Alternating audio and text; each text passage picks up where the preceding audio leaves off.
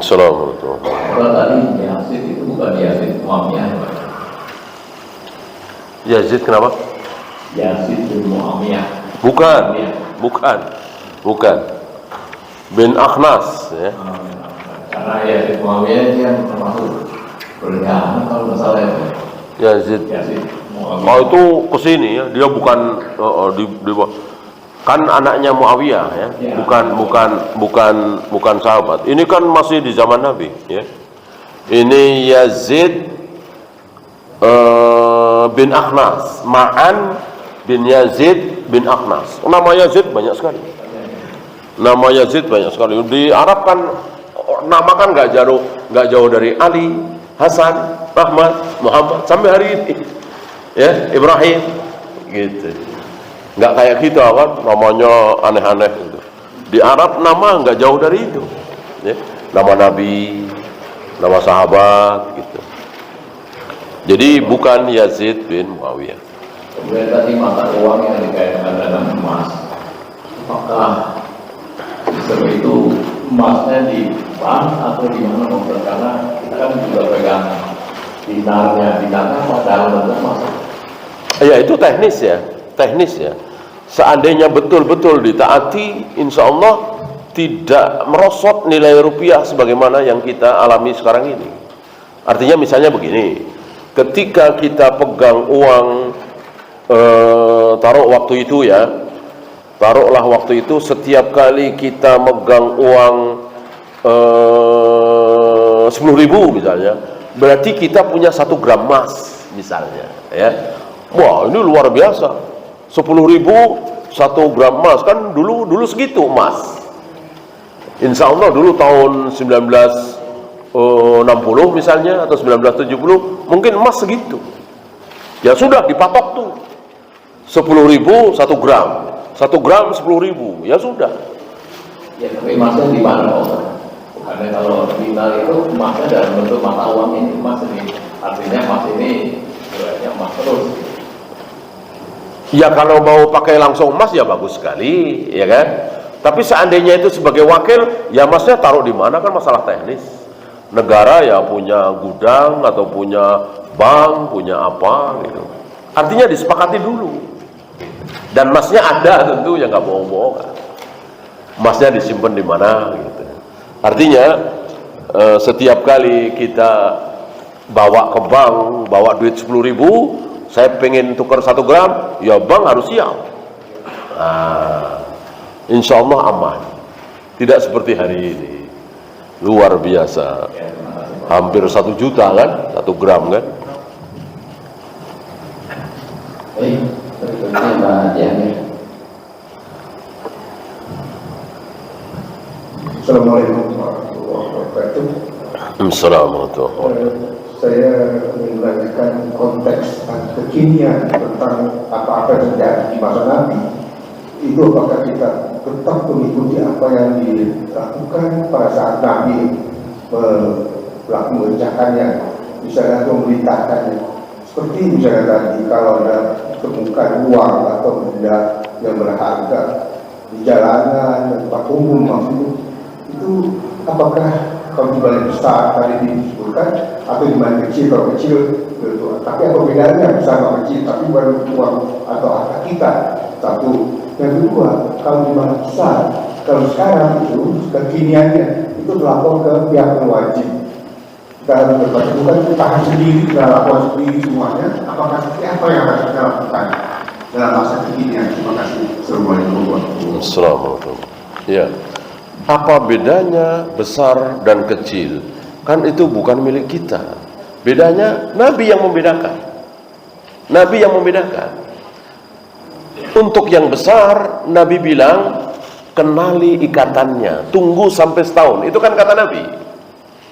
Sedangkan untuk yang kecil, Nabi langsung praktekkan. Ada kurma, langsung dimakan. Padahal jelas bukan milik beliau. Gitu. Hanya beliau batalkan karena takut itu kurma zakat. Jadi Nabi yang membedakan. Karena Nabi membedakan, ya kita jangan menyamakan. Maksud kita tidak mengikuti Nabi, kita kan harus taat kepada Nabi SAW. Nabi bedakan, kita juga harus bedakan. Ya.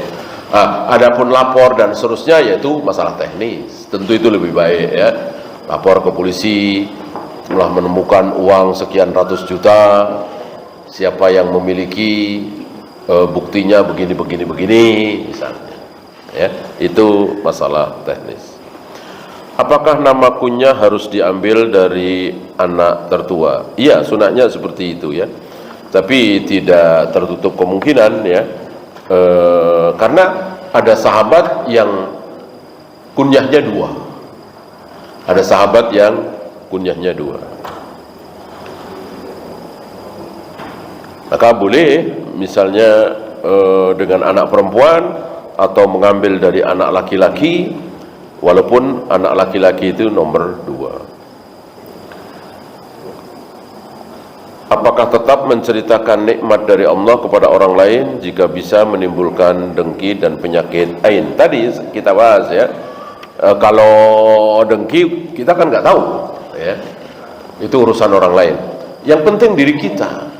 Kira-kira ketika kita cerita seperti ini, kita jadi sombong apa tidak? Jadi ujub apa tidak? Jadi riya apa tidak? Kalau dimungkinkan kita jadi sombong, ujub, lebih baik jangan. Bolehkah kunut nazilah setiap hari di semua sholat 5 waktu untuk mendoakan saudara kita di Palestina? Memang 5 waktu ya. Nazilah itu 5 waktu, bukan cuma subuh, bukan cuma maghrib. 5 waktu. Rasulullah 5 waktu selama sebulan. Ketika sahabat beliau dibantai oleh suku Ri'lin, suku Zakwan. Disebut suku itu oleh Nabi SAW.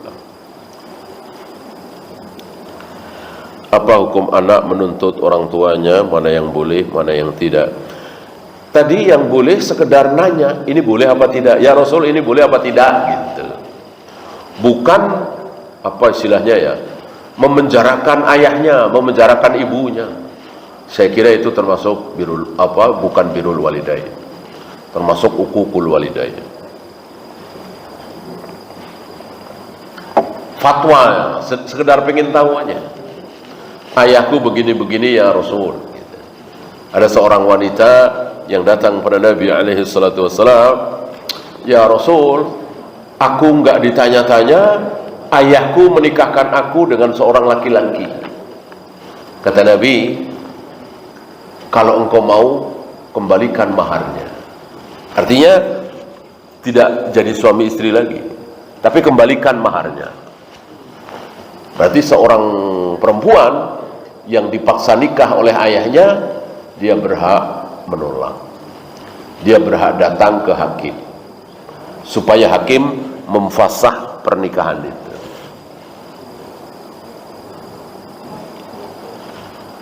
Dari peristiwa suami yang mengadukan istrinya telah berzina dengan pembantunya, apakah mereka istri dan pembantu termasuk sahabat juga yang sudah dijamin ampun? Iya, Allah Maha Pengampun ya. Justru dengan dihukum seperti itu merupakan ampunan. Ya.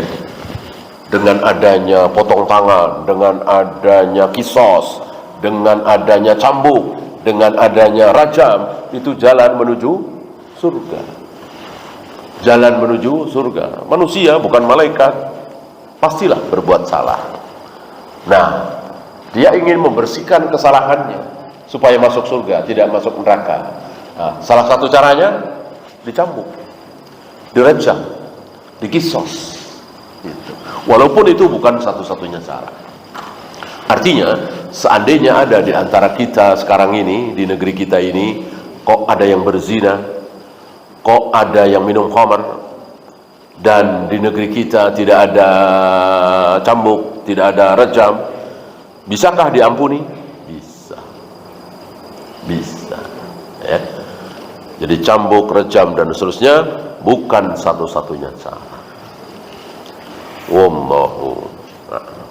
Baik, hari ini sebenarnya mungkin waktu sedang batas kita, mungkin Ustaz ada satu lagi pertanyaan. Satu lagi tanggung ya. Anak-anak perempuan kuliah di Jawa Timur numpang di pamannya yang punya anak laki-laki. Karena perasaan yang tidak enak, akhirnya anak ambil keputusan untuk berhenti kuliah dan balik ke Kalimantan. Apakah ini benar? Ya, ini sebuah kehati-hatian. Ini sebuah kehati-hatian. Karena ini kan berarti sepupu ya, sepupu. Satu rumah, sepupu mahram bukan? Ah, bukan. Anak kakek dengan anak sama-sama cucu dari kakek itu bukan mahram, artinya boleh nikah. Ketika bukan mahram, ya tentu harus berhati-hati. Bagaimana ada orang yang bukan mahram berada dalam satu rumah, apalagi orang tuanya kerja. Setan kan jauh lebih lihai daripada kita, ya. Seandainya kaum muslimin lebih berhati-hati seperti ini dengan mengorbankan dunia, insya Allah Allah akan berikan ganti yang lebih baik.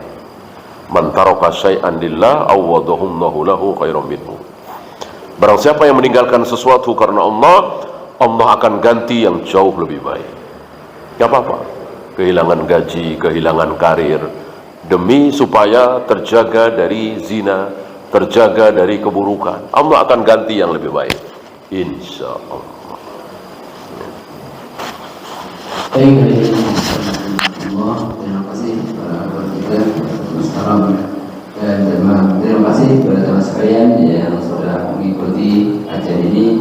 Mudah-mudahan bisa bermanfaat untuk kita semuanya, dan mari kita akhiri kajian kita dengan bacaan kafaratul majelis.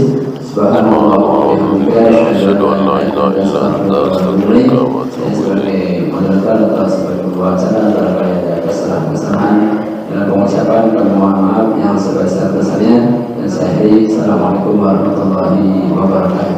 Waalaikumsalam warahmatullahi wabarakatuh.